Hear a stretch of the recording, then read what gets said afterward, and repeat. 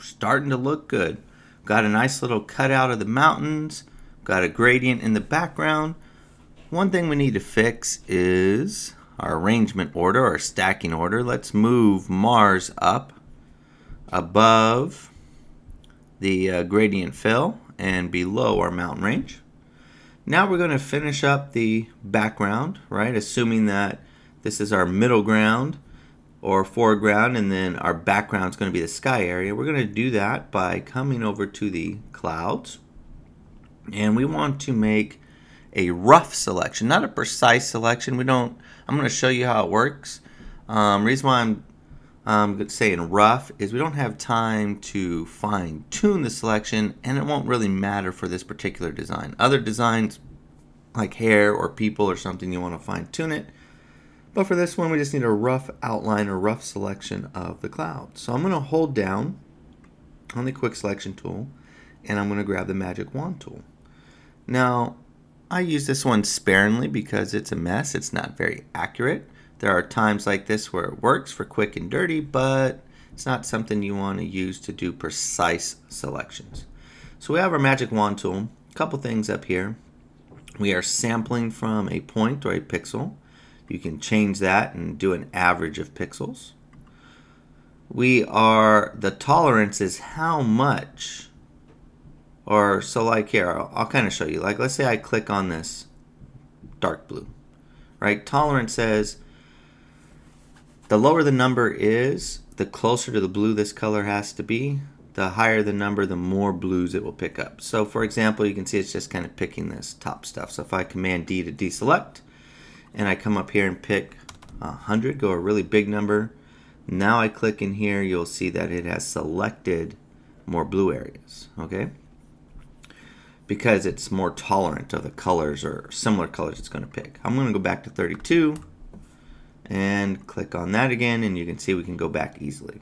One other thing is we almost always want anti-aliasing on. It's going to smooth the edges, but what does contiguous do? So let's Command D to undo.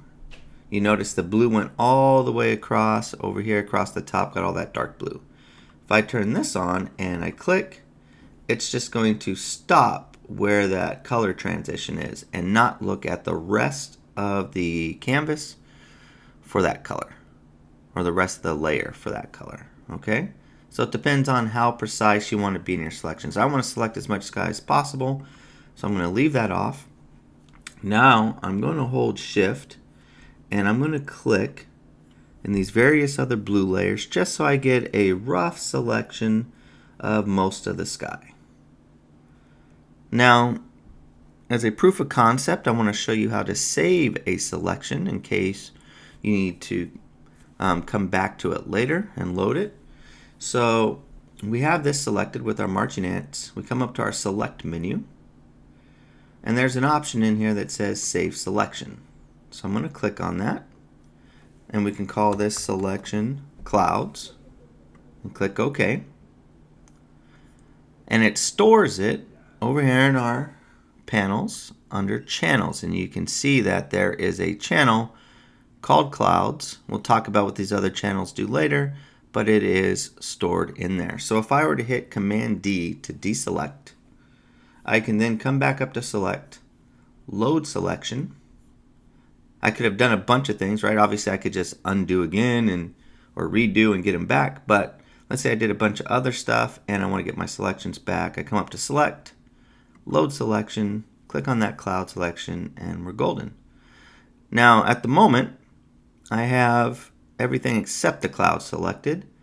So what we can do is come up to Select and Inverse, which then will make the cloud selected, and we're going to click on our masking tool. All right, and you can see that there are still some areas of blue like this. So with my mask still selected, I'm going to come in and, well, actually with the blue selected, sorry, I'm going to come in, Command D, have the thumbnail there, and I'm going to click on some of this area that I didn't get with the blue, like that. I'm shift clicking. Now if we notice, black I click back on our mask, and black is the stuff that's hidden. So I want to fill that with black. So I can say edit, fill those contents with black, and click OK. All right, so all I did, I made sure that I was on the mask, not on the thumbnail. And on the mask, I filled it with black because I know that black conceals. Command D to deselect. Now let's double click on layer 0, call it clouds. Right click in the gray area and duplicate that layer. And let's move it over to our selections and click OK. Ignore that pop-up, it's not important. And then we come over and we have our clouds. And since I had Mars selected last, our clouds are above Mars and behind this. If yours is in a different order, just drag it.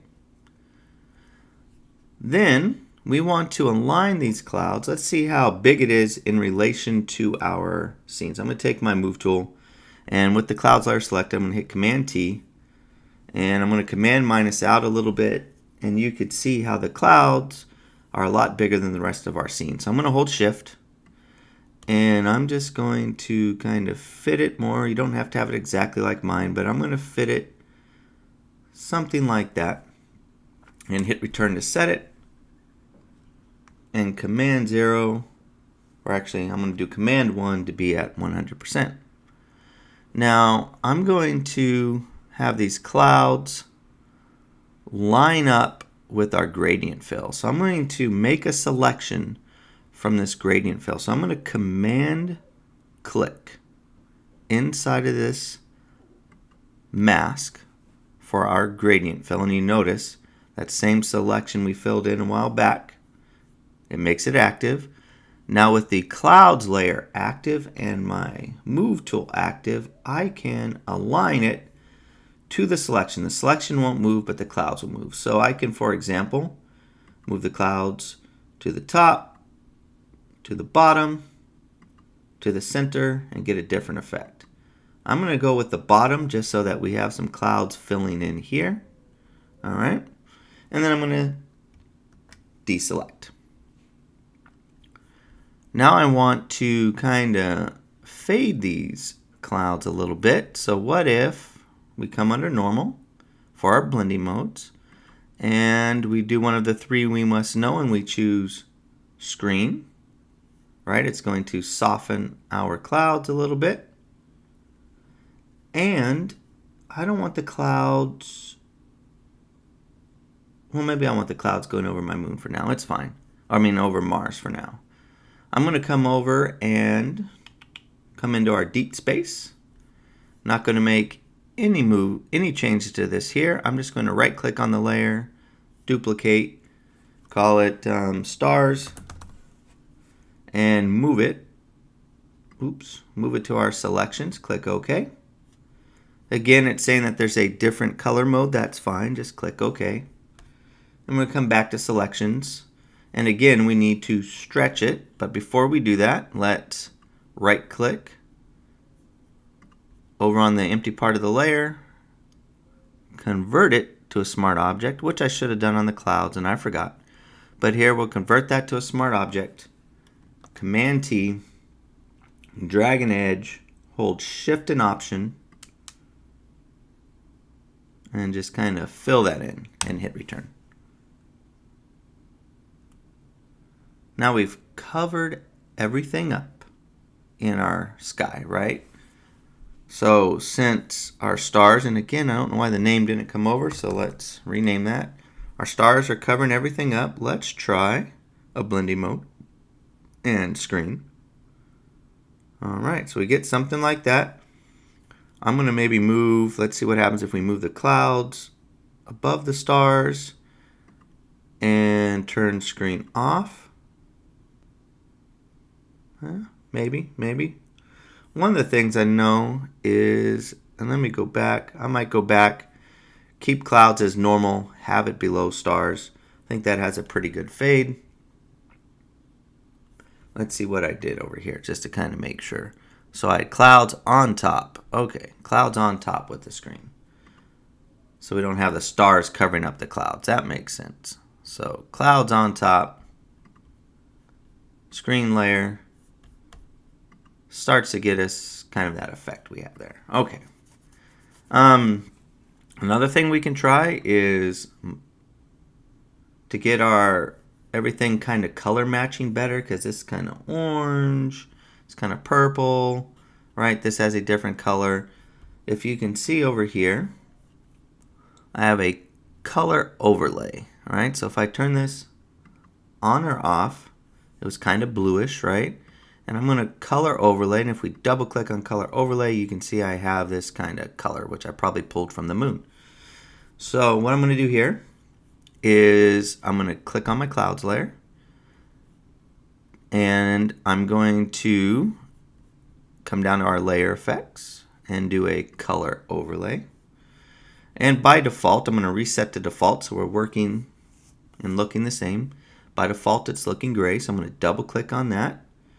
And I'm going to come over to my eyedropper and pick something in this range. Something from the kind of the planet, something a little bit darker like that. And I'm going to click OK.